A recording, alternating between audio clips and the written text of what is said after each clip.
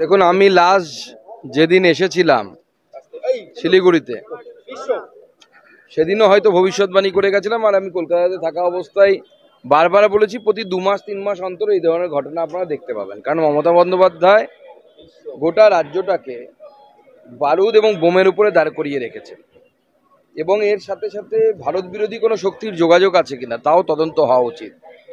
কারণ মমতা বন্দ্যোপাধ্যায়ের অনুপ্রেরণায় দক্ষিণ 24 পরগনা পুরোপুরি জেহাদিদের হাতে চলে গেছে।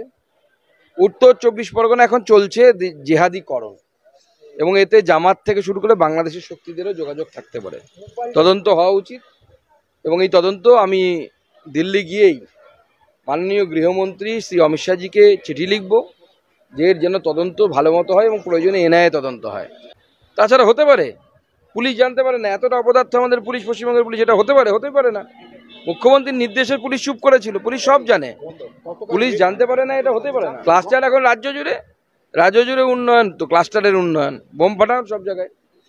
দেখুন, মাননীয় মুখ্যমন্ত্রী যে কথাগুলো বলছেন, প্রথম কথা হচ্ছে উনি কোনো ধর্মকেই সম্মান করেন না, তো বিজেপি তো আলাদা কথা।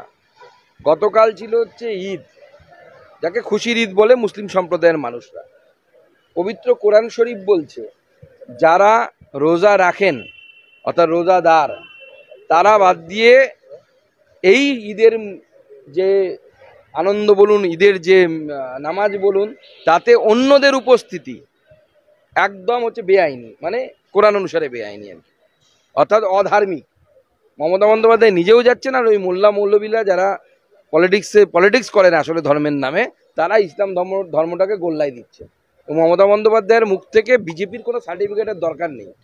এই সোকল্ড গন্দা পার্টি না থাকলে, এই সোকল্ড গন্দা পার্টির নেতা অটল বিহারী বাজপেয়ী না থাকলে আজকে মমতা বন্দ্যোপাধ্যায় কোনো পঞ্চায়েতে গিয়ে বসে থাকতেন। তিতুমিরের সরকার তো, তিতুমির যেমন সেই সময় বাঁশের কেল্লা করে হিন্দুদেরকে কাটতো, হিন্দু জমিদারকে কাটতো, এখন এই নতুন নব্যযুগের তিতুমির সেটাই করছে।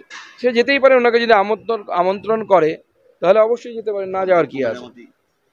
না, মেরামতির বিষয় নেই। দেখুন, সামাজিক অনুষ্ঠান এক জিনিস, আর আমাদের সাথে ব্যক্তিগত কারো কোনো গন্ডগোল নেই।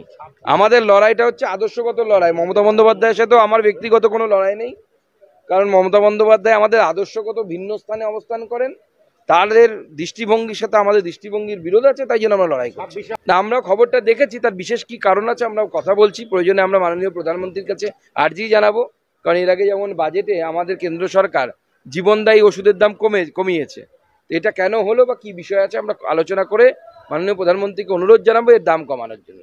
না, খড়িবাড়িতে তো আবার হিন্দুদের ধর্মীয় স্থান অপবিত্র করার চেষ্টা হয়েছে। বাংলা জুড়ে হবে, আমি বলছি তো আপনাকে, যত ভোট এগিয়ে আসবে তত বেশি হবে। কারণ মমতা বন্দ্যোপাধ্যায় চাইছে পোলারাইজেশন হোক। কারণ মমতা বন্দ্যোপাধ্যায় দেখেছেন, বা আমরাও দেখেছি, রাজনৈতিকভাবে হিন্দুরা পোলারাইজড হয় না, মুসলিমরা পোলারাইজড হয়। মুসলিমরা মমতা বন্দ্যোপাধ্যায়ের ভোট ব্যাংক, সেই জন্য করবেন, উনি করাবেন। এটা স্থানীয় মানুষ আতঙ্কিত, সেই জন্য হিন্দু সমাজের কাছে আমাদের আহ্বান, রামনবমীতে সকলে একত্রিত হন, হিন্দুরা একত্রিত হয়ে নিজেদের ধর্ম সংস্কৃতি বাঁচানোর জন্য লড়াই করুন। কারণ এই বাঙালি হিন্দুর কাছে এই লড়াইটা শেষ লড়াই, এরপরে আর বাংলাটাও থাকবে না। কলা ও সংস্কৃতিতে নিজের শিশুকে গুণবান তৈরি করতে বিশ্বস্ত ঠিকানা হলো নৈহাটির কলা নিকেতন। এখানে ইন্টারন্যাশনাল লেভেলের প্রশিক্ষণের সাথে পাবেন এক্সিবিশনে প্রমোশনের সুযোগ। শুধু তাই নয়, আর্ট কলেজে প্রবেশ পাওয়ার জন্য আমরাই বিশ্বাসযোগ্য। সমস্ত রকম অঙ্কন শিক্ষা এবং অ্যাডভান্স প্রশিক্ষণের প্রদান করছেন 2022 সালে গিনিস ওয়ার্ল্ড রেকর্ড সম্পন্ন ইন্টারন্যাশনাল আর্টিস্ট রবি কুমার। সমস্ত বয়সের জন্য এই কলাকৃতি অর্জন করতে যোগাযোগ করুন কলা নিকেতন, 437 RBC রোড, নৈহাটি।